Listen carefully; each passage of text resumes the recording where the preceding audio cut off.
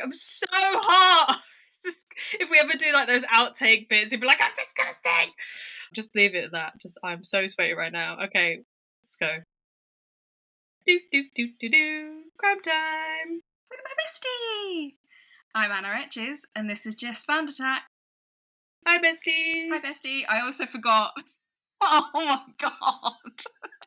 We're leaving it at that. This is Crime Time with my bestie. Yeah. I forgot the title. It's 30 degrees? Something like that. It was 28 degrees earlier today, and we're both a melty mess and debating our life choices because we can't open windows. Can't open windows, can't put fans on, we're boiling, we're chugging water, and apparently on episode 3 we can't record a podcast anymore. No, we've forgotten everything. We've forgotten how to speak and to function. So we're doing great. It's going to be a great episode. Yeah. I wonder if it's going to be more chaotic than last time or not. Oh, last time was terrible. For a person that felt like they were really prepared, I was very unprepared, and I have only edited 15 minutes, I think, of that episode, and it's chaos already. My favourite was when you text me yesterday saying, I've been editing for 30 minutes and I've only actually edited 3 minutes of footage. It's just the actual, like, going back and, like, minute adjustments, and I'm such a perfectionist that I could probably just leave half of it in and nobody would mind. They'd probably be like, oh, you're so hilarious. Or there'll become a moment where one of us will breathe too loudly and I'll be like, no, you must be muted. Yeah, I'm the same, so nobody else would notice, but I'm scared for when I have to give you notes because I'm also a perfectionist, so I don't want to be like, take all of this out, take everything out, I hate us. I'm just surprised I'm managing to get through it, to be honest, because I've spent 90% of my life believing that I don't like the sound of my own voice, and yet I'm willingly sitting there listening to myself talk about true crime for an hour. But you listen to your own voice notes, so you have no argument here. This is how I got you to do the podcast and how I got you to edit the podcast. It's pure paranoia. And the same thing, I suppose, with the podcast and the fact that when you're going back and you're listening to it, you're like, oh my gosh, did I actually say that? So even though I have thought about what I want to say in a voice note, I then have to go back and check that what I've said is actually what I meant, because otherwise I have to delete it and I can't send it. Because what if I say something that makes me sound like a bitch? Oh yeah, I get that too, which is why, sorry listeners, this is heavily edited in these episodes. Hopefully we'll get more into it and we'll be able to make sense, but half the time we're saying half sentences and going, do you know what I mean? Yeah. I don't think we know what we mean as we record these. We're trying our best and having fun doing it, and I can feel the sweat dripping down my back. This is glorious. I love you so much, but I'm begging for a short episode. It's not going to be, because I know you, and you've been researching for what, like 3 days? Yeah, something like that. I mean, it's mostly because I'll start researching and then I either not get bored, but the pressure that I know that I have to do it, I'm like, I don't want to do it. And then I stop. Yeah. Like yesterday, I rang my mum in the middle of researching yesterday because I noticed that she'd liked your Meet Jess Instagram, but she hadn't liked mine. Oh, wow. And I was like, bitch, please. I was like, go back and like it. The favoritism. I was like, no. You are my mother. Like my fucking video. Your mum's just trying to make it really obvious that I'm obviously the favourite child. Apparently you are. She was like, I didn't see yours. And then about 2 minutes later, she was like, well, I saw it, but only like a few seconds. I was like, Mum, she didn't even listen to it. All of scrolling. You know that, right? As well as you gave your mum a shout out in it. You specifically asked her the question of, Mum, how would you describe me? So she got a little like, oh, my mum told me I'm this. And then she didn't even bother to listen. No, and she wouldn't know that because she didn't watch No gronks for Christmas for your mum. Like, no gonks for my mum. She doesn't deserve it. That gonk mad woman deserves no gonks. No. Gonkless to Christmas this year. I've just realised a trick as well, and I've realised it too late. If it's still this disgustingly hot next time I record, we have an aircon unit. I could have got this room down to like 18 degrees and sat in like a nice ice box, and I haven't done it, and instead my knees are sweating. Yeah, but it will slowly get warmer as the episode goes on. True, but slowly getting warmer from 18 degrees when my knees weren't sweating, but compared to when my knees are sweating at the beginning of the episode to the hour in that it's going to be, and, you know, there probably won't be any item of clothing left on me by the end of it, so we're about to get really intimate because I'm so warm.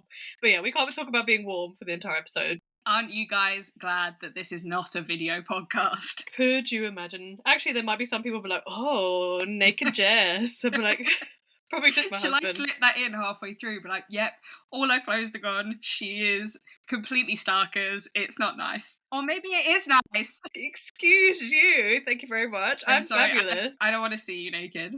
No, I don't think I most love people... you, but that's the limit to the love. Yeah, but I am fabulous, and you should be so grateful for my physique. Nudity. Yeah. Cool. So how's your week been? Yeah, other than yelling at my mum and avoiding doing the research that I elected to do because it's my podcast, well, our podcast, but like I wanted to do this podcast and now I don't want to do the research. Yeah, to be fair though, I have that with my own job. So I've been doing documentation for work, and if my manager does listen to this episode, I literally told her this today. So it's not like I'm like outing myself with my own procrastination. But basically I was like, I have to do this very specific documentation, but instead I'm going to do all these extra little bits to fill the time instead of doing the thing that I really need to do. It was all productive, but I was like... procrastination. Exactly. So maybe you need to find another thing that's actually more productive than research, and then it'll make you do the research because you'll be productively procrastinating. Yes. Like your job. No, I would never do research whilst I'm meant to be doing my job. That has never happened. That would be weird. Definitely. How has your week been? How are the cats? They're good. They've stopped using different areas of my house as a toilet, Well, that's which is good.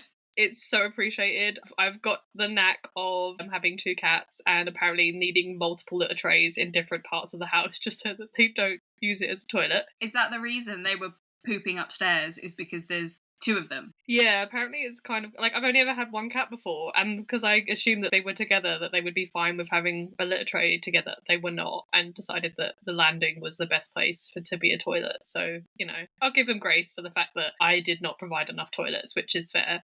And yeah, they're really great. They are not loving the heat and have been waking up at like 3 o'clock in the morning because we've now given them access to the bedroom, which is fine. It's very cute. And earlier one of them drooled all over my laptop, which was very cute, but also kind of concerning that I was like, oh, this is a work laptop. Yeah, I need this. Yeah.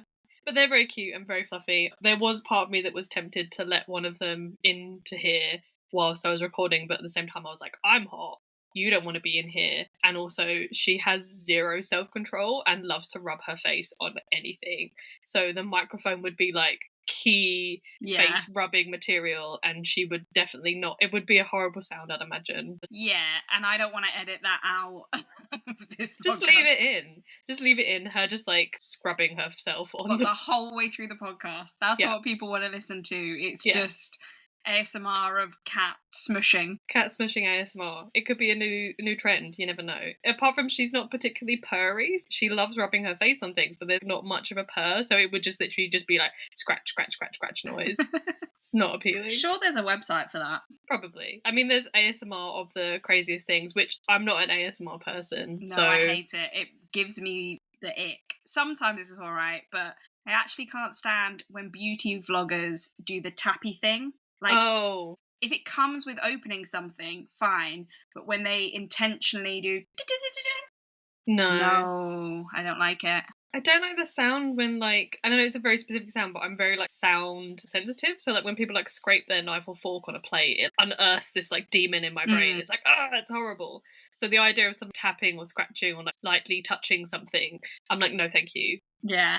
It's not. No, I don't like this. Thank you very much. I'm not an ASMR person. I'm hoping that we've done enough. If you've obviously been keeping up with social media, you'll know that I had some audio technical issues earlier in the week. We're still in audio technical issues kind of this week, but a little bit better. Hopefully this room is less echoey and I'm not in a foam fort right now. But I'm hoping that we've done a good enough job to kind of make the audio palatable, if that makes sense, because we have gone for kind of matching mics, but the cheapest mics, because we Have no idea how this is going to pan out. But they make me feel kind of cool because they're like bright red and foamy. I was going to say they feel fancy. They don't feel super fancy, but because they're matching and they're a real mic and not one of the little tiny mics, though I do have one of them as well, they're like a proper big mic. It feels like we're proper podcasters. We are profesh. We are professional.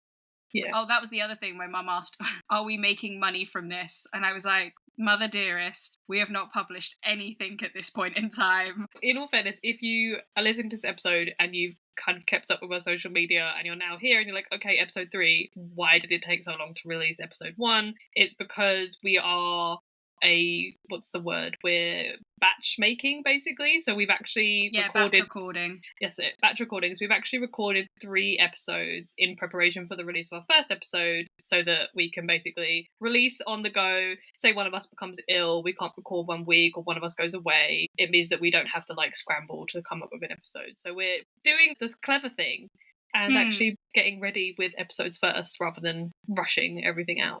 Yeah, we're trying to give ourselves the best shot at this so that it's enjoyable and it doesn't feel like a massive pressure. And what we're realising is it's not easy. It's not an easy thing to record a podcast. I'm sure if you're eloquent in your talking, you can just set up a microphone and talk and just publish that. But we are not. We are people that say and like every other word. So I had to remove, I think, like 4 likes in a sentence from the episode from yesterday, because I'd used like in one sentence 4 times in one sentence, and it was quite appalling. And the there, I don't know if you want to keep that in, maybe, but just to prove a point. I can identify our waveform for both of our from just doing. We did a trial episode, and I edited that. I can't stop. I edited the trial episode and I edited the first episode, so I have 2 under my belt now, and I can identify our just from the sound waves. It's a new level of friendship when you are recognising the audio wave of your bestie from the fact of how they say Yeah. New friendship unlocked. Yay! But yeah, it's a good journey. I am enjoying it. It's, like you said, it's a lot more than we probably anticipated, and hopefully it all pans out and everybody's really happy. However, we've hit like 15 minutes, so, you know, for all those people who are like, Jesus Christ, just start talking about the crime. I want to just chat more shit. I could chat shit all day long. I could chat shit all day long. We both could do it, and we could do a whole podcast that's like 3 hours long, just of us chatting shit. The ADHD, like, neurospicy kicks in where you end up going down 5 different trains of thought and then round yourself back to the beginning, like, what were we talking about again? And have to refine the point in which you started the conversation as to why the whole point of that conversation was important. My favourite thing is going back and being like, oh, so we were talking about potatoes, which meant dinner last night, which meant you were talking about Sam, and then this and then that, and it goes all the way back to like 20 minutes ago. You're like, oh, yeah, I wanted to tell you about the book that I was reading. You're like, what? It all makes sense. It's like it does make sense. The 7 steps or whatever it is of Kevin Bacon, but just with general day-to-day conversation. What's the 7 steps of Kevin Bacon? Oh, there's like, I can't remember, I don't know if that's the exact technical term for it, but it's basically there's, in some way in the world, you're 7 connections away from being connected to Kevin Bacon. Oh, it's like the 6 degrees of separation. You're only ever 6 degrees of separation from anyone in the world. Yeah, I don't quite know at what point it turned into in relation to Kevin Bacon and why he became so specifically the thing to do with 6 degrees of separation, but yeah. So you would like, oh, this person knows this person who's been in the film with this person who knows this person. Like, I'm sure you, with your past in film and television, could probably say that you're 6 degrees of separation away from Kevin Bacon. I reckon I'm probably less than that. But then maybe like me and one further step back. So like, Sam's married to me, you're my best friend, you've worked with this person who then was the producer in this film and Kevin Bacon was a star or something. Yeah, I reckon I'm probably 2 or 3. And as my best friend, you're probably 3 or 4. The like celebrity, like, oh my god, you've met this person? And it's like, oh yeah, I'm definitely 3 steps away from Kevin Bacon. You are 2 degrees of separation from Ryan Reynolds and Samuel Jackson. How have I never known this? Oh, I've told you. I did the Hitman's Wife's Bodyguard. 2. No, I don't feel like you told me this. That's I'm sure I would cool. have, because I think it's quite cool. I mean, I worked with the crowd on it. but I did interact with them occasionally. Fair dues. That's very cool. I feel like that's one of the really cool perks of working in film and television, which don't know whether it outweighs the horrible hours and terrible working conditions. No, it does not. Hence the reason I left. And on that note, Right, should we get into... let's do this. What was your teasers from last week? Do you remember? Oh no, Triple Murder, Yeah. UK, and Crossbow, I think. Oh yeah, the crossbow. I'm excited to hear what that entails. So I might do this slightly differently. I watched a documentary about this and they had it play out in a certain way where you find out about the murders and then later on you find out about who the murderer is. So I've kind of followed in my notes that. Okay. So it's like a murder mystery. Kind of. I mean, it's really obvious from the get-go. It's not hard to work out who it is, and you don't get any other suspects. You're only going to get him, but you only get him after a few paragraphs, if that makes sense. Cool. The crossbow murderer. Yeah, I mean, he is called the Crossbow Killer, so you might have heard about him. I haven't. So, again, either we're the worst true crime fans ever, or we're just sticking to a very specific genre that's only shown us so much in the true crime sphere. Of, like, high-profile cases, but then I thought that last week about Joanna Dennehy. I mean, this is a high-profile case. Oh, and it was last year, so... Dang, okay. I think we're both the worst true crime people and we have memories like a sieve. That's also true. I've definitely gone, so some of my like preferred podcasts that I like to listen to, we're going off on a tangent again, I'm so sorry. No, you're all good. The preferred podcast that I listen to, once I get to kind of a point where I've got a bit bored, I literally just go back and listen to the same episodes and I still go, oh, no way. I think I've listened to about 15 different takes on Lacey Peterson. And it's like that's a popular one. And I'm still obsessed. And every time someone gives a different take on it, I'm like, yes, I will listen to this again. I know all the ins and outs of the Lacey Peterson case, but I will listen to it again. That's why I thought it was a good idea, us doing a podcast and it not being too oversaturated. Because, yes, the industry is oversaturated. However, will I listen to 15 different versions of the same podcast? Yes, I will. Yes. And now we have the Crossbow Killer. It's going to be great. And now we have the Crossbow Killer. Okay, so my sources for this week are Wikipedia, Channel 5 documentary, The Crossbow Murders, The Killings That Shocked Britain, The Guardian article, The Telegraph article, a BBC article, The Independent article, a Sky News article, and Judiciary UK. I stole the one that you did last week. Got the Judiciary UK out, honestly. No, that's really hard to say. I might never use that again. Come on, though. The court notes, they're pretty... If they're anything like the judge that I had from last week, they were good notes. They had quite a lot of it in the other articles that I was reading, but I did read through them anyway, and I've kept a few in. It's quite a long one. Sorry. My trigger warnings for this week are rape, misogyny, attempted suicide, and domestic abuse.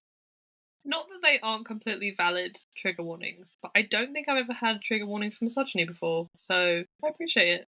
Yeah, I mean, I didn't know if I should include it as a trigger warning, but because it kind of gives away who this might be. Okay. I did not give any trigger warnings last week. I do apologise that I did not. I will be better in future because that was rough.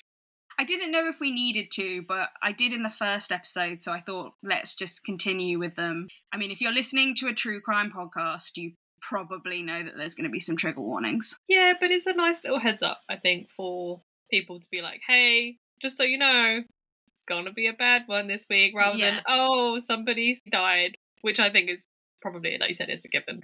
Well, then we'll keep doing them. Yay. Right. On the 9th of July, 2014. Taking a breath. A woosa. On the 9th of July 2024, around 7 p.m, a 999 call was placed from a home in Bushey, England. Bushey is a quiet and wealthy residential area on the outskirts of London. Armed police and an ambulance was sent to the home. When they arrived, they found 3 women had been horrifically attacked. 2 of these women were dead and 1 was badly injured. They discovered that the perpetrator was no longer at the scene, so they focused their efforts on resuscitating the only survivor. The only saliva. Keep it. They resuscitated the only saliva. The only survivor. Saliva. So they focused their efforts on resuscitating the only survivor. However, this was not possible and she died shortly after. This is now a triple murder with no sign of the murderer. From the neighbours, they worked out who the 3 victims were. They were Carol Hunt, aged 61, and 2 of her daughters, Hannah, 28, and Louise, 25. They are the family of John Hunt, a well-known horse racing commentator. Oh, I know the story. You know the story? Oh, I know the story. I'm You know still the story. excited. Yeah, I remember it in the news. Yeah, okay. I was going to say, I feel like I couldn't have gone too far into it without you knowing Yeah. because you're quite good at watching the news. I I'm do not. watch the news. Yeah, I remember So this. I feel like you would have seen this, and also it only concluded 2 months ago. In all fairness, I haven't heard the final outcome, so that is going to be quite nice to sort of have that, but I do remember reading it in the news at the time. So yeah, thank you. Please continue. They are the family of John Hunt, a well-known horse racing commentator on BBC Radio. As a family, they were well known and loved in their community. And luckily, neither John nor their other daughter Amy were at the house on the day. Carol, the mum, was stabbed multiple times. Louise and Hannah were both shot with a crossbow. This would become a key factor in the case, as a crossbow is extremely unusual to have as a weapon and is less accessible than a gun in England. And I didn't know that. Oh, that does surprise me. Like, Yeah. not saying that a gun would be more accessible. We have quite strict gun laws, or we should. I know you can obviously have gun for clay pigeon shooting and stuff, but you have a very specific license for it. But in my head, I'm like, do you have to have a very specific license for a crossbow? Well, that's what I thought. I thought it would be more accessible than a gun because we have such strict rules around guns. Yeah. So I thought, and to be fair, later on, he kind of just gets it. I think he gets it on the internet. So maybe we don't, but maybe there's not many places to get a crossbow. I feel like it is probably one of those things that you don't typically go and buy, in the sense that we don't really have much hunting that's like, do you know what I mean? Like in America, you've got a lot of deer and things that you hunt, whereas we don't really have that sort of level of hunting in the UK. Like if you're going to hunt, there's things that we won't talk about that involve horses, that kind of hunting that is not very nice at all. But if anything, people are going to like shoot birds. They're probably going to go and like shoot, you know, probably not going to do it or... with a crossbow. No, I just don't feel like it's the kind of, whereas I definitely, or at least from what American television has taught me, people with a crossbow or some form of bow and arrow where they shoot a deer in a forest. I have that more of as like a US kind of style. I was going to say, I was just thinking about it as I was saying the story. What are crossbows used for originally? Is it just an extension of archery I feel stuff? like maybe, yeah. I mean, it's the wrong time to probably Google it, but I feel like it would probably just be like, well, you know, I wanted my bow and arrow to be more lethal, so I attached something to it that made it shoot faster.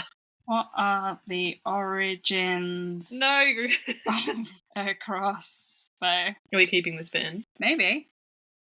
I googled what are the origins of a crossbow, and it says that they're somewhat debated, but it was widely believed that it was invented in ancient China during the first millennium BC. It doesn't say why. It says it's a weapon, so like I feel like in this, but in this, we're keeping that in.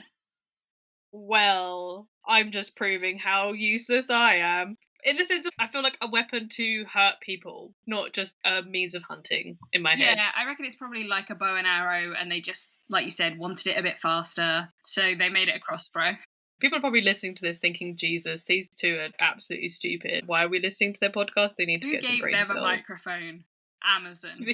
I was going to say, the internet. After the attacks, and without knowing who the murderer was at the time, the area went into self-imposed lockdown, and there were police and police helicopters everywhere for the next few hours, along with news outlets, whilst they figured out why these women were attacked in such a brutal way. It's described in the Channel 5 documentary as blood, death, and horror around every turn.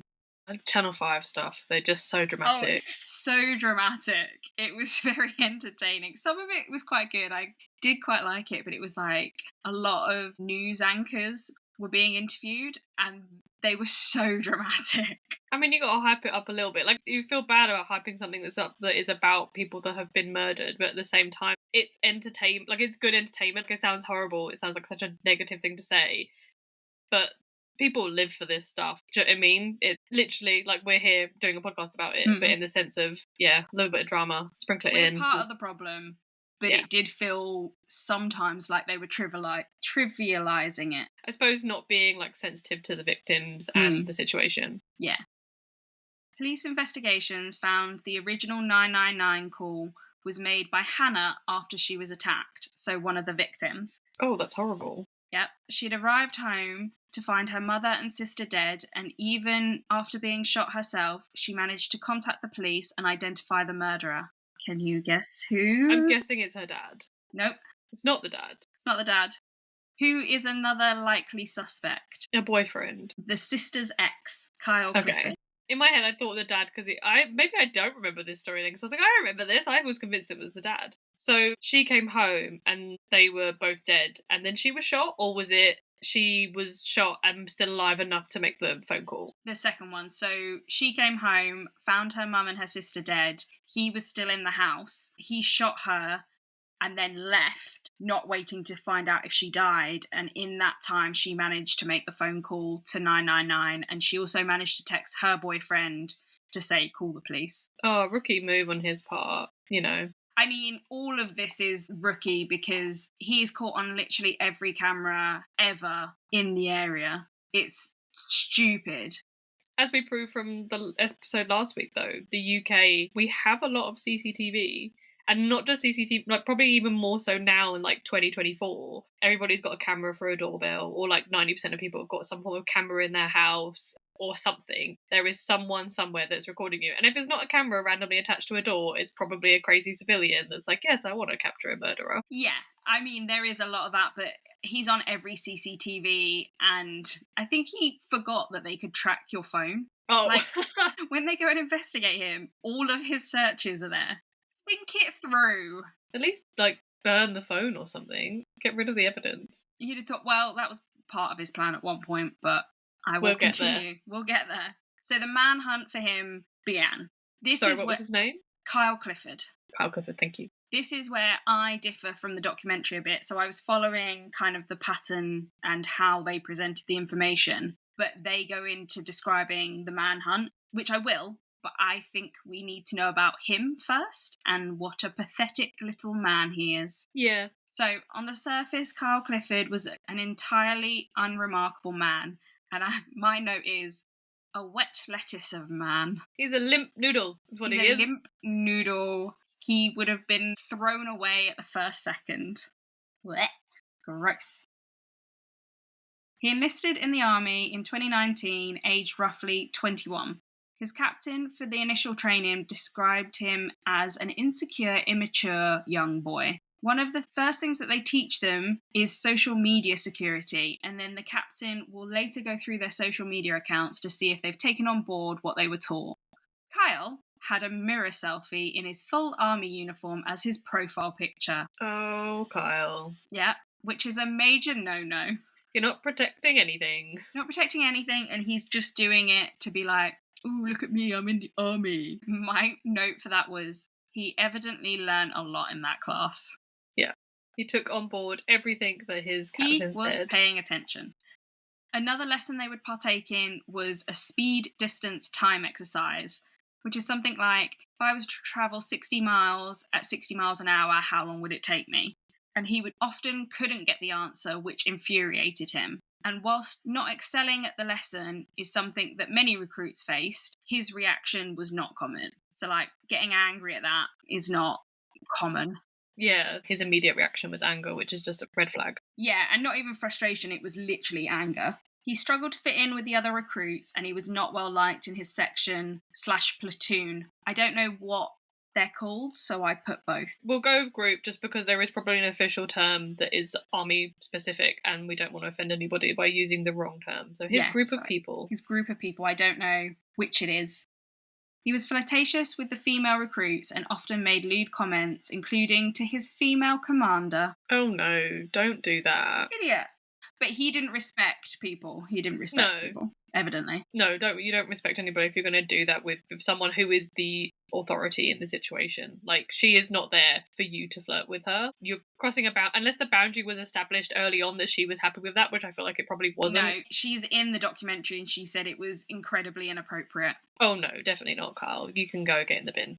He was often disciplined within the army, and as early as week 5 of his training, which is noted that it's unheard of. He did super well. Super well, week 5, he's being told off. He had a female section commander, so basically like his supervisor, who he regularly disobeyed, which led to more disciplinaries. She believed that he would have paid more attention to her if she had been a male commander instead. Oh, okay. So if she had been male, he would have paid attention to her because he only respects men, basically. Fantastic. I don't like this person very much at he all. is a garbage human being. Yeah. If you can't show any respect to somebody just because of their gender, then you don't deserve. I mean, he's done obviously a lot worse, considering we've already established that he's the murderer, but be a better person than this. Yeah. Kyle was meant to complete 4 years in the army, but only completed 2. His commander was not surprised. Apparently, this departure from the army was caused by a drunken night out in 2021, where he and some of the other soldiers ended up in a fight. And then, to further that, he ended up in a fight with some civilians and ended up getting thrown out of the pub. I mean, you're not supposed to do that anyways, No. because you're trained in combat and are considered a lethal force. So one of the things that they teach you is you don't fight with civilians, because you don't fight with anybody. But if you was to get into a fight with a civilian and something very dangerous happened, such as you injured them or you killed them, even if it was self-defense, yeah, you were liable. You were liable for everything because you have been taught to be a weapon, basically. So yeah, which is probably why he was ejected out of the army after that. Yeah, I'm surprised he even made it the 2 years, to be honest. If he was already too. if he was already getting told off after 5 weeks, the fact that he made it 2 years, it makes me think that maybe he just hadn't done anything severe enough up until that point. Like they're like a level of you've been really bad. Everything before that was like, oh, this is a bit crappy, but we don't have any good basis to actually get rid of you. And then it was like, brilliant, we've finally got something that we can nail you on. Yeah, and I think that's how he goes about his whole life, that nobody's comfortable around him, but he's not doing anything severe enough for them to be like, get the fuck away from me. And then he just had to prove it all wrong by, crossbowing somebody to death. Mm-hmm. So this incident is talked about in his court case, and the prosecutor added his commanding officer concluded that he was wholly unsuitable for military employment and has no care nor concern beyond himself. During the court proceedings, it was also said that he spent a third of his career at home claiming to be ill. Lovely. Twat. Good job. Twat. I don't know why he bothered doing it if he was not going to go ahead with it. I'm not saying that, there's genuinely some people that obviously they see their life as going into the army and that is, the career that they've dreamed of sort of thing. But I also feel like there is people that kind of go, oh, I don't know what to do with my life and I want to make something of myself. And then they kind of auto go to something like that. Because I think obviously that was him, and it also came with a ready-made personality and, in quotations, respect. Yeah. And I don't mean the quotations as disrespect to the army, I mean them as disrespect to him. Yes, only him. He's just not a good person. No. This approach to his work continued beyond the army, and similar comments were made in his next job. In December 2022, he matched with Louise on a dating site. They dated for 18 months and he met her family. He initially presented himself as a nice and charming guy. In the documentary, they actually had an interview with a domestic abuse survivor and campaigner who explained that this is often the case with these type of offenders. They will show a kind and caring side of themselves to lull you into a false sense of security. Yeah, most people are going to be like, oh, I'm so lovely. They're not going to immediately come in and be like, I'm an absolute arsehole. Do you want to date me? You're going to present your best self, but for him, he's not nice in any way. As the months went on, there were a lot of red flags in their relationship, and Louise had reservations about him, claiming that he was unnecessarily aggressive and made racist comments. So he's throwing it out there, misogynist, racist. He just needs to add homophobic into the list and we've got the trifecta. He probably was. Probably. He probably was. It just isn't said in this section, but I can believe that he absolutely was homophobic too. No one around her was keen on him, and they noticed a change in her demeanour. She stopped wearing makeup because of him, and he started belittling her, and he would often humiliate her in public. And this next bit is why I believe he's probably homophobic too. Can you guess who he follows on social media? Is it Andrew Tate? Yeah, I said, yes, that's right. The king of misogyny himself, Andrew Tate. Everyone was aware of him following Andrew Tate, and a friend of Louise saw him putting on a video of the influencer which showed drugged animals in it, and she asked why he was watching it, and all he said was, it was funny. Yeah, I don't know whether I agree. No, I do. Actually, no, I do disagree. know. I don't know. Yeah, I was going to say I do know, and I don't disagree. agree. I fully disagree. I don't imagine that is funny in any way, shape, or form. No, anything that comes out of Andrew Tate's mouth is twattish and garbage. Yeah, I agree. I just don't want to incite like some fucking teenage fanboy riot of Andrew Tate fans being like, what are you trying? Not they're going to be listening to this podcast, but you know what I mean? We are not their demographic. Could you imagine this random like 15-year-old boy pops up like, what you said about Andrew Tate? And I'll be like, oh, he's definitely a garbage human and deserves to like burn in the hellfire. Quite happy to die on this hill. Andrew Tate is a twat and he is an absolute garbage human being. And if there is any little twatty 15-year-olds in our comments, stop listening. Don't bother. This is not the podcast for you. Oh, all those listeners. I don't care. Watch them all run away. This episode is getting very weird. Kyle even searched for Andrew Tate's podcast 24 hours before the murders. So he is indoctrinated in Andrew Tate's beliefs. Yeah, isn't one of Andrew Tate's beliefs that women are basically your property, and if they don't do what you want them to, that then you have the right to basically hurt them as a repercussion. They can't say no to you. Nice. I'm so glad that is the... Yeah. It's really influencing his decisions. Yeah. Was it Sigma male? Is that the term? Isn't it alpha? I thought it was Sigma. I don't know. They're not the people I want around me. No, they're the Gen... There's like a Gen Z or a Gen... I don't even... There's too many gens. I'm a misinformed millennial and I have no idea what Ohio means. What is that? What is exactly. That? I follow, is it Mama Cusses? I follow her and she's got like a teenager, and the other day she was saying about all the different ways that the generations would react to a zombie apocalypse. And I think she said like Gen Z, and she said the word Ohio, but it wasn't in the context of, it was like almost like a slang. And I was like, what does Ohio mean? And yeah, I can't keep up. Can't do that. And skibbity. What is that? I don't know. To be fair, I remember having this conversation with my sister about the slang that we used and the difference between rank and jank. That's the same. I can't remember which. Yeah, it's the same. It means the same. But our age would use rank, I think. But her age would use jank. And I was like, but it's the same thing. She was like, no, it's like totally different. And I was like, no, it's not. Why did you change it? Why did you start using words like Ohio as actual adjectives? She's 28. She's not using Ohio as an adjective. She might be able to tell us what it means, though, because she is a teacher. Okay. Katie, when you listen to this, because you better, you bitch, what does Ohio mean? I googled it. Oh, no! What does it mean? Apparently it's often used to describe something weird, cringeworthy, or generally undesirable. So it's the new rank and jank. It went so far.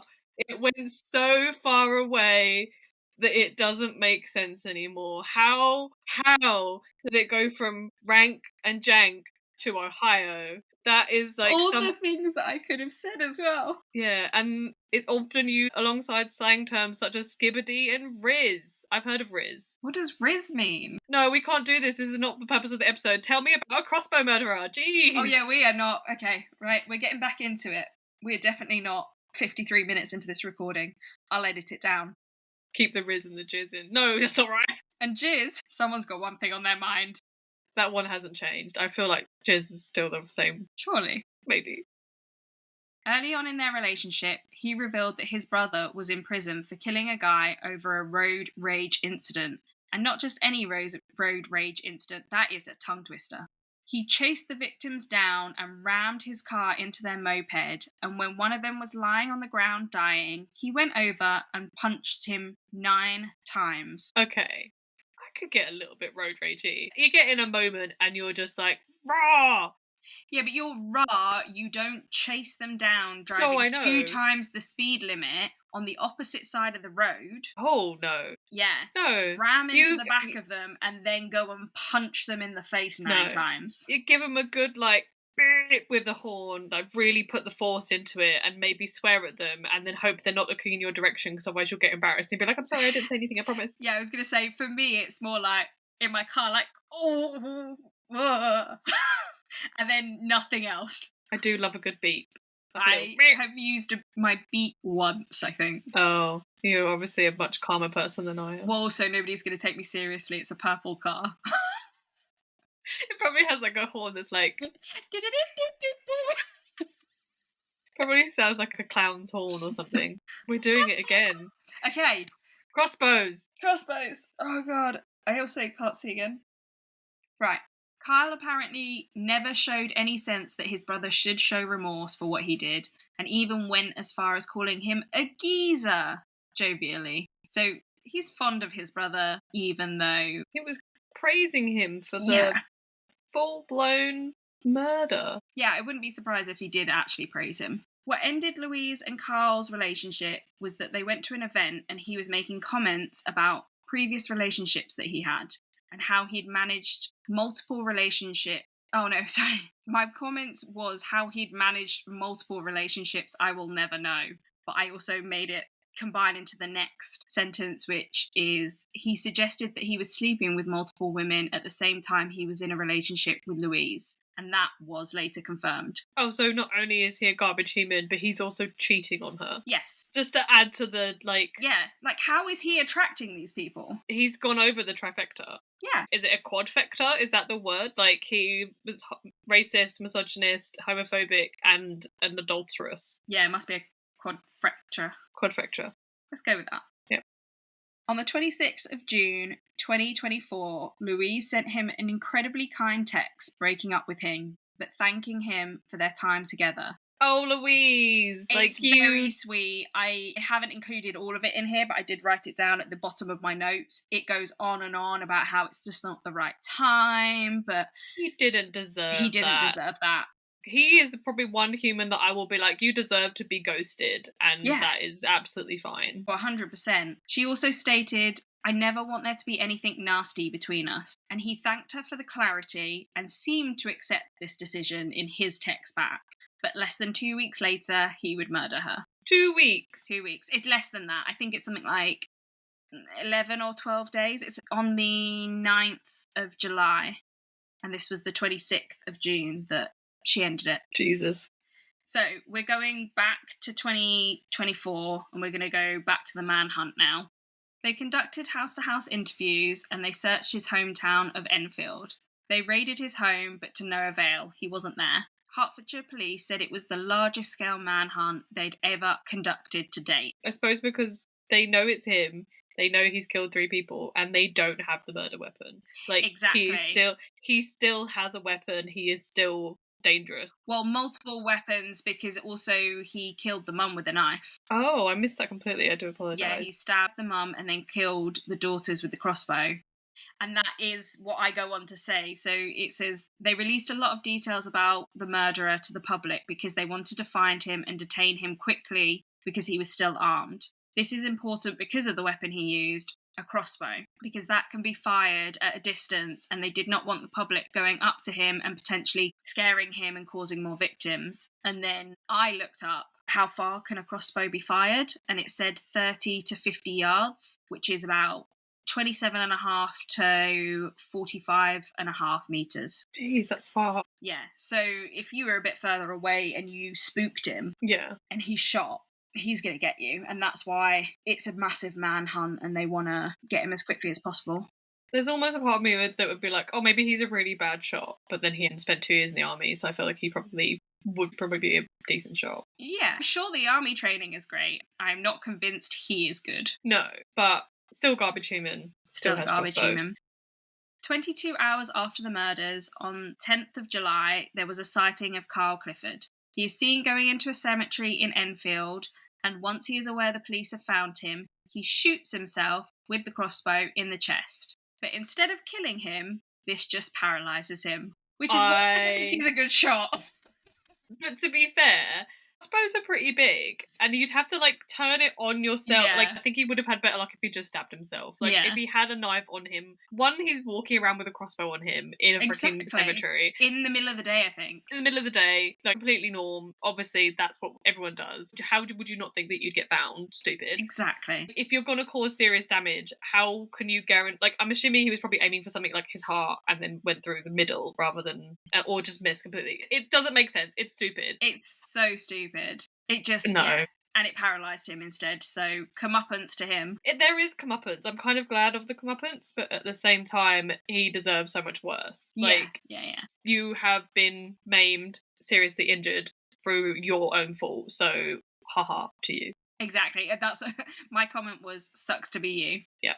Sucks to be the people you murdered. You deserve this. But I mean that in a, like, actually, that's horrific, these people you murdered, but, like, haha, sucks to be you because you tried to get out of it and fate was not on your side and paralysed you instead. So, the universe decided that you needed to actually have justice served for the people that you've taken their lives. Exactly.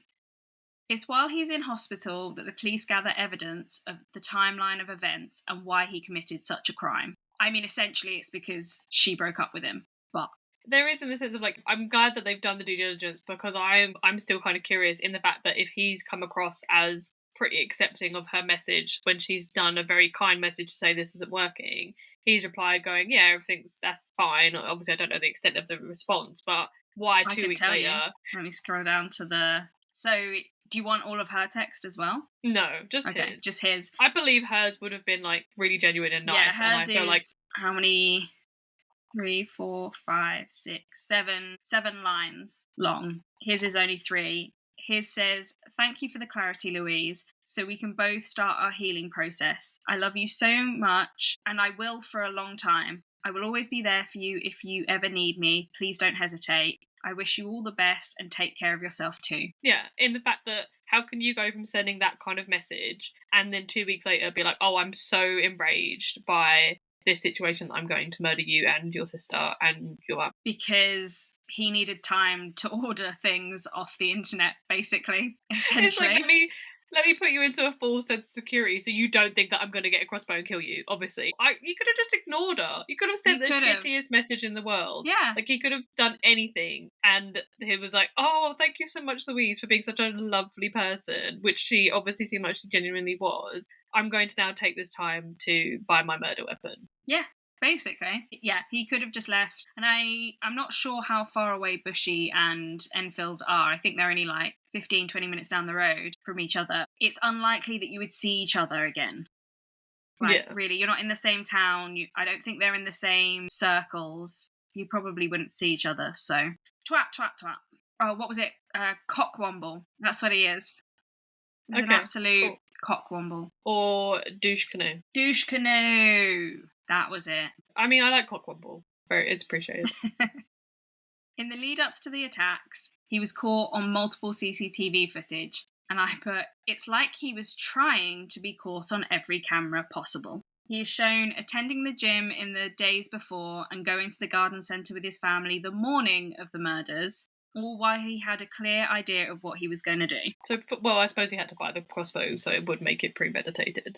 Oh, yeah, it's 100% premeditated. And then I've got the next thing is long, but it's the timeline of everything. On the 26th of June, 2024, Louise ended her relationship with Kyle Clifford. On the 30th of June, he made internet searches in relation to crossbows and visited websites where they could be purchased. On the 3rd of July, he actually purchased a compound crossbow, a pack of 6 crossbow bolts, and a rope cocking device. I'm not sure what that is, but I guess it's something to do with the crossbow. I think it says you pull the rope back. So the rope or the crossbow to, like, cock it. I know the term cocking for a gun, so I'm guessing he's bought something to do the cocking for him, rather than you having kit, to pull. Basically. Yeah, pulling just sort of like some knowledge out of my head of some weaponry information. Most crossbows you probably pull manually by hand, like the Daryl from The Walking Dead. Yeah. That's the only crossbow I know. Exactly.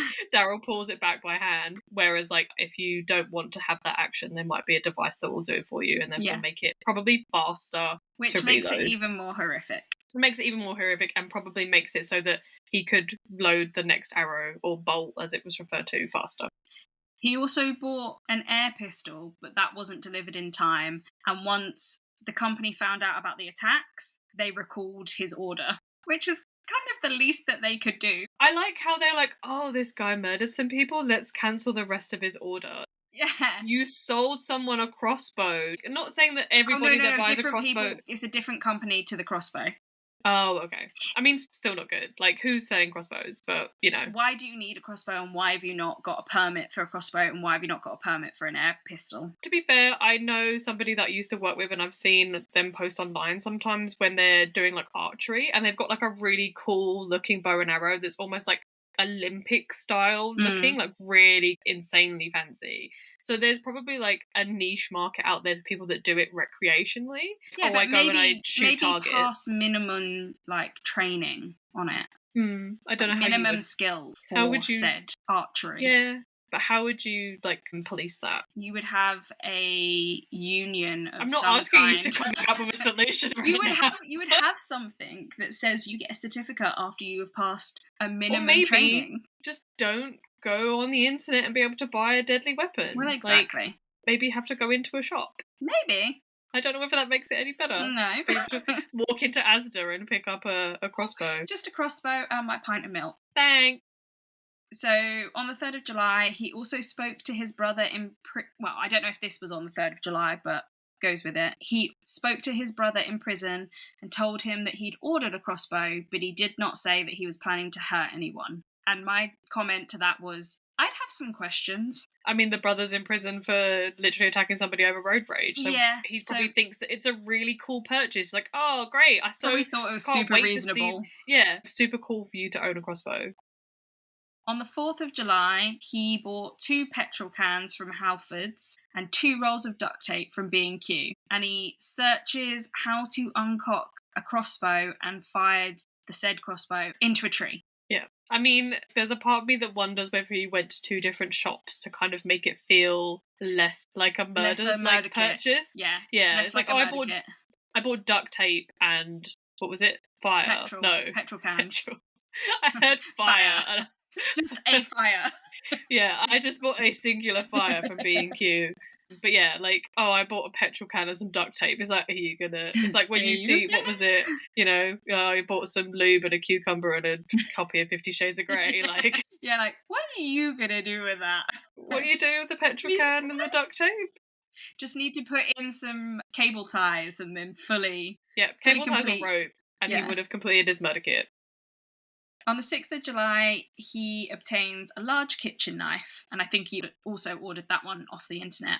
On the 9th of July, which is the day of the murders, at 1:07 p.m, he leaves his home address armed with the knife and the crossbow. At 1:48 p.m, he searches Horse Racing Today on the internet to see if John was working. And then I was reading and it says, I mean, everyone knows they can track what you search on the internet, dum-dum. That was my... But in the same sense, like, I don't know why that amazes me so much about the situation, but in the fact that he wanted the dad not to be home because that would have...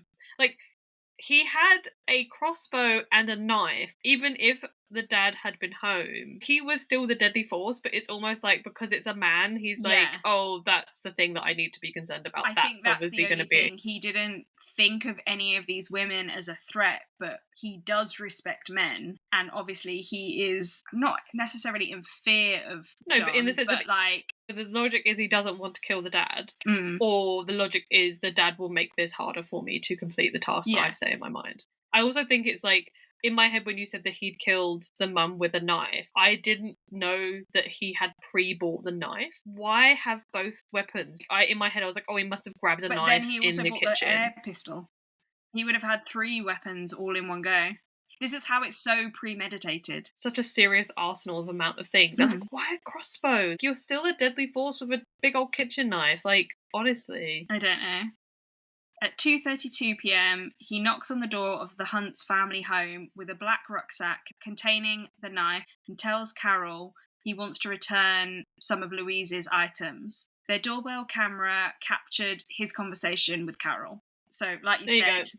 Doorbell camera catches everything. There was a point earlier, I'm pretty sure you mentioned, that she had introduced him to her parents. Yeah, he'd actually gone to Christmas with them. So he knows there's a doorbell camera. Most people wouldn't recognise that you're gonna be recorded. Like, seriously, he It's like he wants to be on every camera. Yeah, it's like he wants to be caught. Mm. Maybe it's like a lording it over sort of thing. I don't know, maybe it's not the right Yeah. phrase, but he wants a sense of achievement. And also, I don't think he wanted to come out of this. He wanted to exert the power that he could do all of this, and then I think his plan was always that he was gonna kill himself. I don't know why he just didn't do it at the same time then. Why go on the run and then only do it? Maybe because he thought maybe there was a chance he wouldn't get caught. Maybe. I don't know. What was it was earlier, twat twat twat?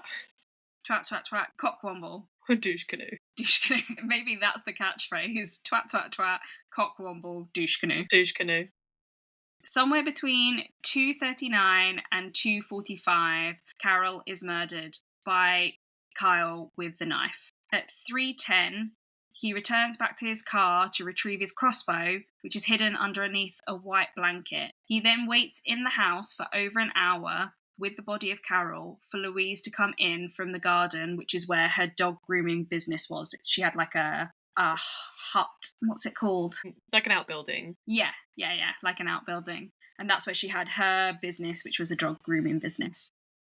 At 4:13 p.m, Louise enters the home and a faint scream is heard from her, but like by the neighbours or on a camera or something. And then between 4:13 and 6:50, she is restrained with duct tape around her ankles and her wrists and is raped by Kyle. Oh, And Jesus. yeah, the forensic evidence shows that this went on for around 2 hours, 2.5 hours. That's just like Yeah, it's depraved. It's depraved, and he's purely doing that to show that he is the authority. Like he wants to hold that over her and show that he has the power, which is just completely disgusting. It's vile.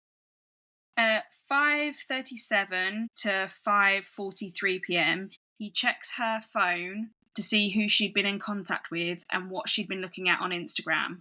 And then I said, again, people can track when you are on your phone. So they know that he did that.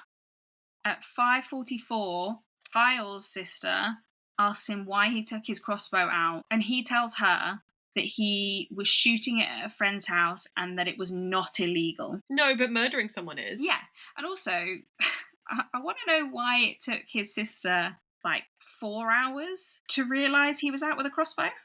I mean, it's like nearly 5:45, so maybe she came could have home been from at work. work. Yeah, as I Maybe. say, could have been at work, come home and been like, but at the same time as well, you know he has the crossbow and you're concerned enough about the crossbow as to him not having it in the house. Like, why was it okay for him to own the crossbow in the first place that you weren't concerned, but him having the crossbow out of the house is now the concern? Yeah, no, completely. At 5:52, Kyle messages John Hunt from Louise's phone saying, what time are you going to be home? So again, he is so concerned about where this dad is. Yeah, but like, is he doing at this point? He's just... He obviously has the 2 hours that he's got her. No, but like, he obviously has the intention to kill her. Oh, why is he waiting? Why is he waiting? Unless it is literally just he's getting his, last kicks for as long as he can, which is vile. Yeah, I think that's it. I think that's what he's doing. 5:57, Kyle searches, if I unplug smoke detectors, will it go off? And who's thinking of burning them? Yeah. Prosecution says he contemplated using fire to destroy evidence, which kind of makes sense because he did buy those 2 cans of petrol. Yeah, he bought the petrol, so I think that's premeditated as well. Yeah. At 6:50, Louise is murdered with a crossbow shortly before Hannah arrives home. At 6:51, Hannah realises that Kyle is at the house and shouts, "What is wrong with you?" And that and screams can be heard coming from the house. So there's been 2 sets of screams and nobody said anything. Like, don't get me wrong, I've heard some screams in the middle of the night before and been genuinely concerned that like someone's getting murdered, and then I realised it was a fox. So yeah, but this is the middle of the day. I feel like unless they're just one-offs, because maybe you'd be like, what did I hear? True. I think I vaguely remember them putting like a photo up of their house and it looked like it was down a drive, quite a big house. So like neighbours in theory could be quite far away. Yeah, I think it is quite a posh house. Works for the BBC. Yeah, get that money.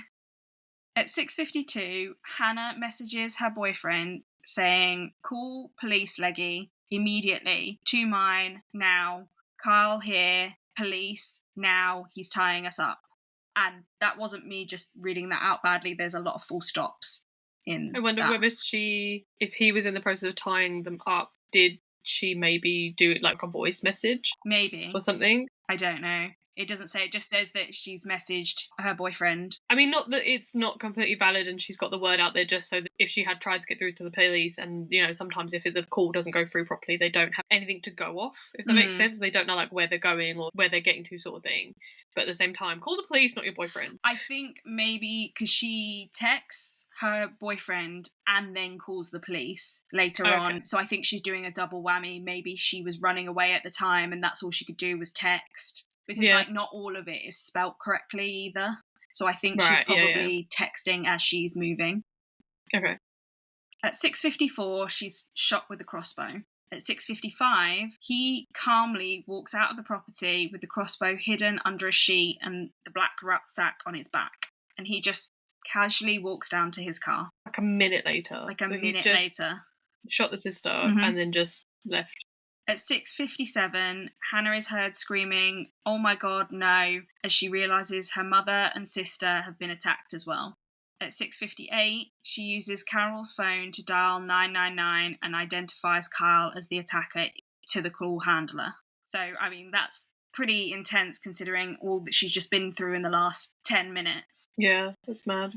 At 7:10, the emergency services arrive at the house and Carol and Louise are found dead, and then unsuccessful resuscitation attempts are made on Hannah. And then there's just 2 more bits of the timeline, and then we're almost there. Well, then we've got the trial, but... On the 10th of July, 2024, at 4:20 p.m, officers locate Clifford in a wooded area in a cemetery in Enfield with a loaded crossbow before he shoots himself in the chest with the weapon. At 4:51 p.m, he is formally arrested after receiving medical assistance. No, I should have just left him. Well, even though I do want him to serve justice and not just, like, take his life and then that's it, and the family don't get to see him rot in prison.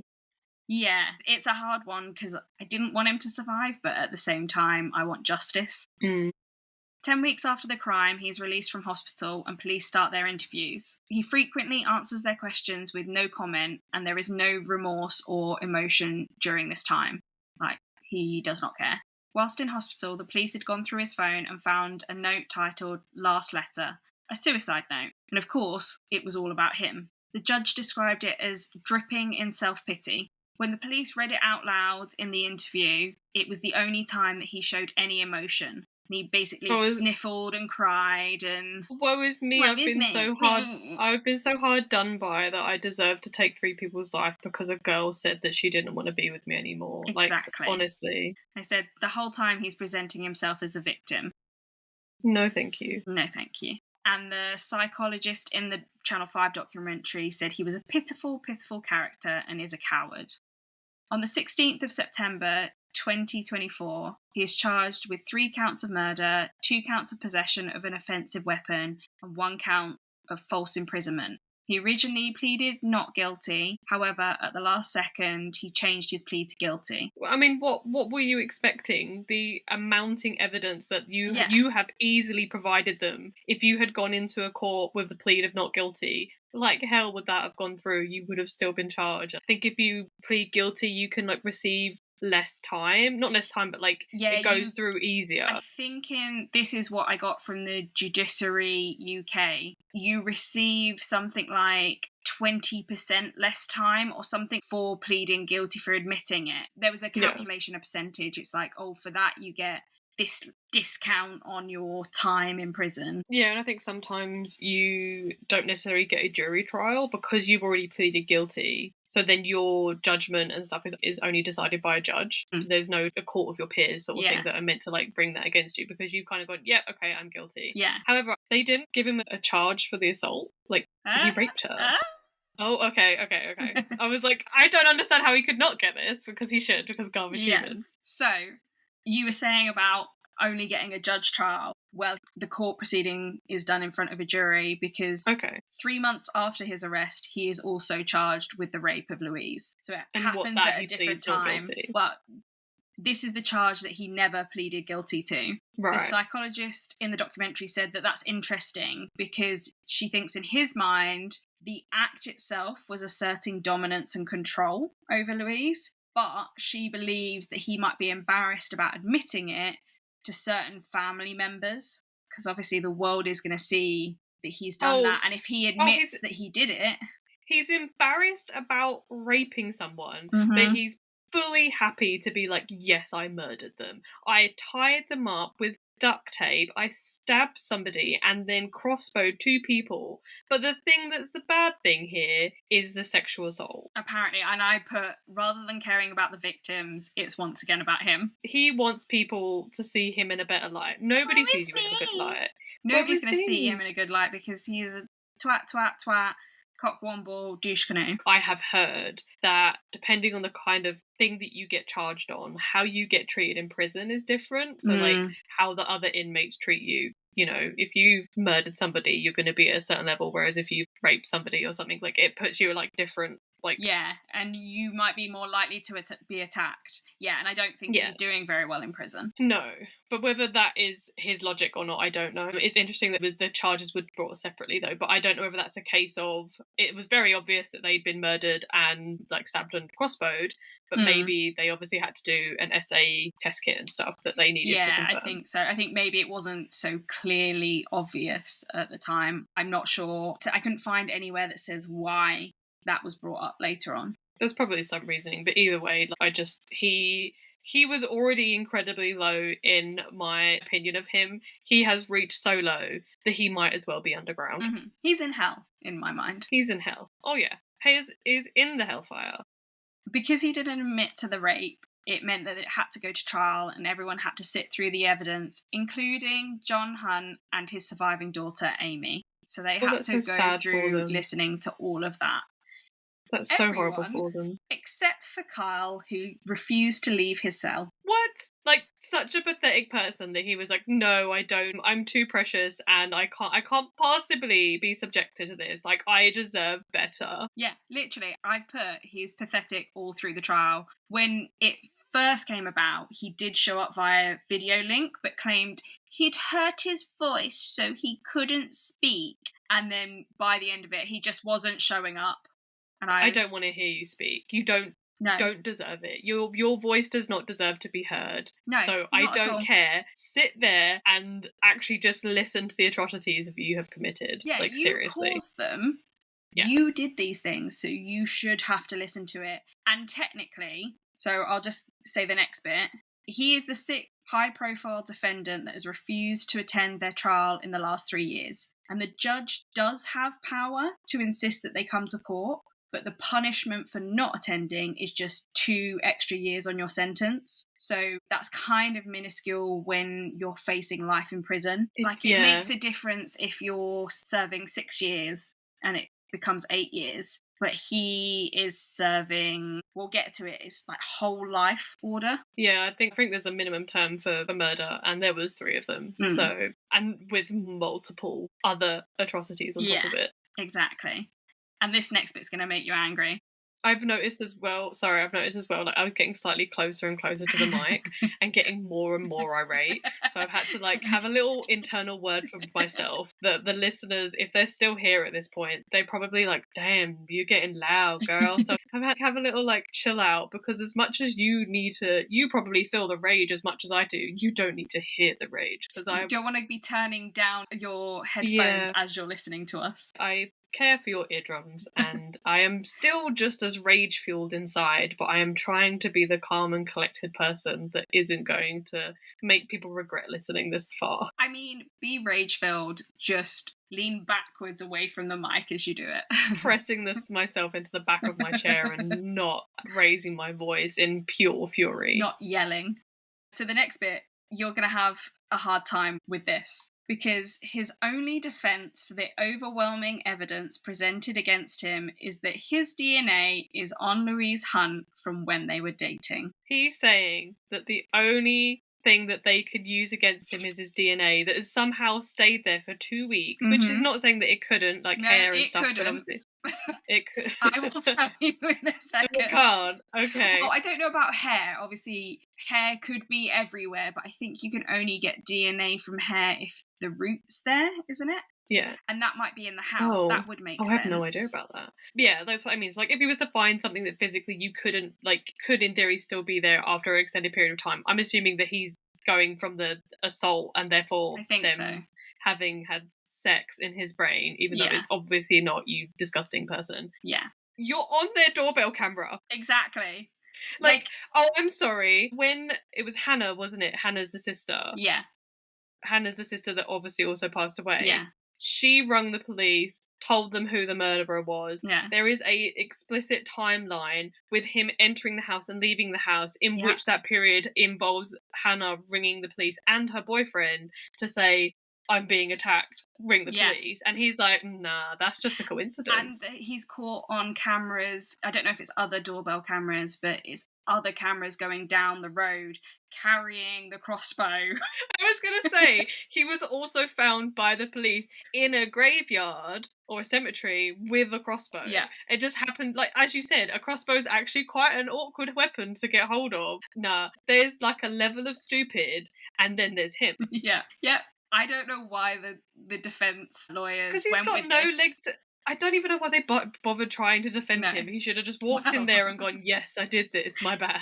They should have, because I didn't Google for sexual assault because I wasn't sure if it would present me with that kind of evidence, and I didn't want to get put on a register by Googling how long that stays on a body. Oh, I see what you were Googling. Yeah, but I've definitely Googled things that probably, if we lived in America, would be flagged by the FBI. Like, Yeah. what do you put in to make a bomb? But not because I want to make a bomb, but because somebody said it once. And I've gone, oh, I wonder what you actually do put into it. Yeah, no, 100%. I felt like that might be going too far, so I Googled how long does DNA stay on skin, like someone else's DNA stay on skin, and it said the longest amount of time that came up was, and this is including especially if someone is showering and living their life, is 96 hours. But even after 24 hours, the chance of successfully getting someone's DNA off of your skin was down to 12%.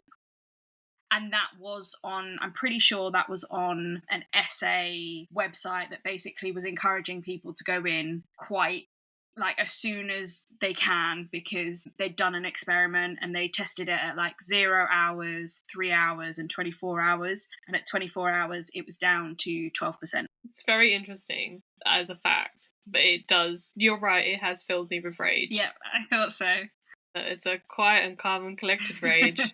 Well, no, it wasn't, because you were getting closer to the mic as you were saying before. I was trying so hard. I know. I need to make like a little when there was COVID and they had like those little distance markers, so people would have like gloves on a stick. I need to get myself a little stick and connect it to the mic on my chest so that I stay an arm width apart from my microphone. You just have to put your arms out the whole podcast. No, because then they'll start flying everywhere in the rage field. Start like smacking the mic.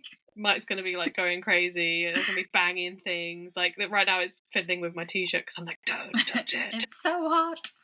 So yes, after 2 weeks from her breaking up with him, I don't know if they had any relations in between, but I don't think they did. From how she ended the relationship, I don't, like, it's an assumption, but you would make the assumption there wasn't. But even if they had, after 24 hours, that's not happening, and he definitely raped her, and the prosecution concurred that there was no possibility that this was the case.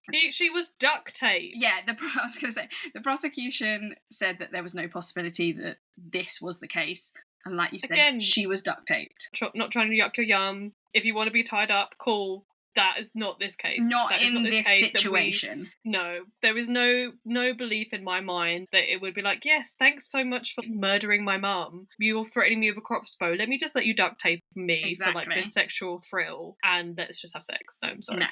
The defence presented no evidence. So they literally have nothing. He did also plead guilty. So like, yeah, but he didn't plead guilty to the rape, which is what we're doing the trial on. But he has nothing to. But they presented the other evidence for things that are going on in that case. Probably said, they probably mentioned it, but he's pled guilty to that already. So right, okay. After 45 minutes of deliberation, the jury came back with their verdict of guilty. It should have been 5. Like, just walk in. Is he guilty? Yep, great, let's go back. Yeah, exactly. On 11th of March 2025, he was sentenced to whole life imprisonment for each of the 3 murders. So he has to serve 3 life sentences. And the judge said, this means a sentence from which you will never be released. And I think a life sentence is technically 30 years. Yeah, so I on might be wrong. average, I go into it a little bit more. We're almost at the end, I do promise. But I looked it up because they described the difference between a whole life sentence and just a life sentence. And prisoners sentenced to life serve on average 16.5 years in prison, whereas a whole because life sentence is more than that. your entire life. Mhm. Yeah, I don't know if it's the same phrasing as in the UK as it is the US justice system, but in the sense of they'll go, oh, a life sentence without the possibility of parole. So that means you will be in prison for the rest of your life. You will never leave. Whereas obviously you've got a life sentence with the possibility of parole, which means you must serve a minimum sentence, which tends to be around like 30 years, 20 to 30 years. And then at that point, you then have to start going to a parole board and say like, oh, well, you should release me. Again, that is very much my understanding from the US justice system. I feel like the UK, it's this many years or that's kind of it. Well, on average, it said in the articles that I was reading, they will serve 16.5 years in prison if they get a life sentence, which is so it's nothing, really. No, a 16.5 years is not a life. You've not even technically reached what is considered to be adult age in the UK, which is 18. Yeah, completely. So I did go into it a bit more. A whole life order is normally to be imposed for murder of 2 or more people, where each of the murders involves a substantial degree of premeditation or planning. Such disposal is a rare one and reserved for only the most extreme cases. There have only been 100 of these sentences issued since the system was introduced in 1983, although their usage has increased in recent years. I'm glad that is his sentence, because he deserves it. Yes, 100%. And there's roughly 70 people who are currently serving whole life orders in English or Welsh prisons. And they include Wayne Couzens, the ex-police officer who kidnapped, raped and killed Sarah Everard in 2021, the serial killer Rosemary West, and Lucy Letby, who murdered 7 babies at the Countess of Chester Hospital. He's currently being held in a Category A prison, which is called HMP Belmarsh in London. There is one thing I have loved about this episode in the fact that every time I've gone to say them, I'm like, but why didn't this happen? And you're like, I'm nearly there. And it just shows that like we are either very much on a similar wavelength, or just it makes sense of in the case the fact that it has or hasn't happened that way. And you're like, what the hell? And everyone was like, yeah. Either everyone else is agreeing with you or I'm agreeing with you. Like you said, we're on the same wavelength, which, besties. Besties. The court case coincided with International Women's Day. And for the last 10 years, on International Women's Day, the MP Jess Phillips stands in Parliament and reads the names of women that have been killed by men in the last year. There were 95 names on that list this year, including Louise, Carol, and Hannah. And it took around 4 minutes to read them all out. Do you know what? I didn't know they did that. I didn't know they did that, and I thought terrifying. It's terrifying, but I also think it's incredibly important, and I 100% really wanted to keep that in because I thought that's so important. It gives me goosebumps thinking of that, and that they're highlighting the issue that we have. Yeah, that's it. Because it's one of those things where it's always horrible to have to remember somebody in their passing for their death. Like, you want to honour them for their life. And I feel like that's what this MP is trying to do, to say, like, these people, even though they've lost their lives in these horrific cases, we want to remember them for them on this day that is celebrating women and everything that they bring to the world. But in the fact that we have to do this to highlight the issues still to this day in the year of the 2025. And it was 95 women. I assume that's convicted attacks on women by men. And people say that we don't have a problem with this. No. I mean, I'm pretty sure I saw a statistic the other day, which was it's something like 16,900 cases of reported either SA or domestic violence of men on women. This obviously is not including any sort of specific gender changes, but just like violence of men to women. But it's the reported cases. Exactly. So 16,000. Of reported cases, and they say that the number of likelihood of it being incredibly higher than that is unknown of what the actual number would be. It's insane. In John Hunt's victim statement, he said Louise enjoyed more success and fulfillment in one morning than you achieved in your entire miserable life. So he was directing that directly at Kyle. He also paid homage to Louise's bravery in leaving an abusive relationship.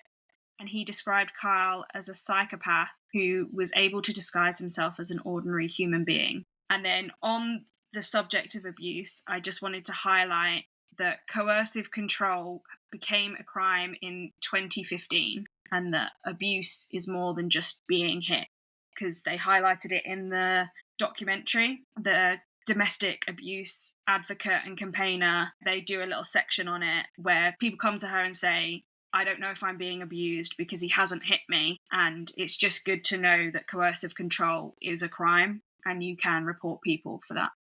No, I think it's really valid. And I think actually something that's just sort of come to mind from listening to the story, I think it'd be really good if we include in the show notes some charities or support groups that people can use or go to that are available in the UK for people that are either suffering with or have in the past been subject to domestic violence or sexual assault. Yeah, completely. And so, yeah, please do check out the show notes for that. And that is the case of the crossbow killer. Yeah. It's crazy to think that stuff of this caliber still happens, but I'm glad that justice was served and he is serving multiple life sentences, but it doesn't change the fact that 3 people lost their lives because of him being a disgusting person. Because he threw a tantrum, essentially. Yeah, he just didn't get his way, and that was the result of it, and it's really awful. Sad. This has been a long episode. Yeah. We have. I wasn't sure because it was just in one section, like the murders happen in one go. I wasn't sure before I started researching whether this would be a long episode or not. I think we've gone on some very interesting tangents, and confessed our hate for Andrew Tate and all the things in the midst of it. Thank you for enlightening me to the story, and I do remember it in the news at the time, but I do, obviously from my misremembering at the beginning, thinking that it was the dad, which I'm very sorry for that misremembering. But yeah, murderer Kyle Clifford can get in the absolute fucking bin. He can get in the bin. He is a pathetic wet lettuce of a man. Yeah. Of a boy. Just garbage human. Yeah. I have just remembered something. What? I forgot to think of what my next episode is going to be. I had a feeling earlier. I was like, shall I text Jess saying, have you prepped your next episode? No, I've literally just remembered that I haven't prepped my next episode because I've been so focused on having to edit the last episode. So do you know what? You only started that yesterday. I know. Let's just pretend that that's not the case. There is a schedule for a reason. I know. I'm so sorry. It's too late in the day. We're not going to pause it like we did last time. I'm so sorry. I've literally just remembered that. It was my idea. It was my idea to have this. I'm too many layers of sweat in to care.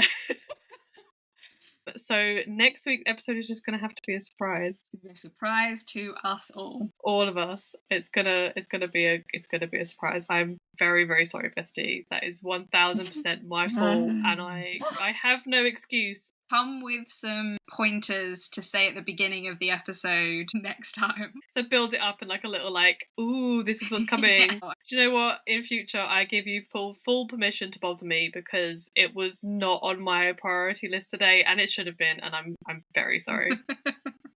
Okay.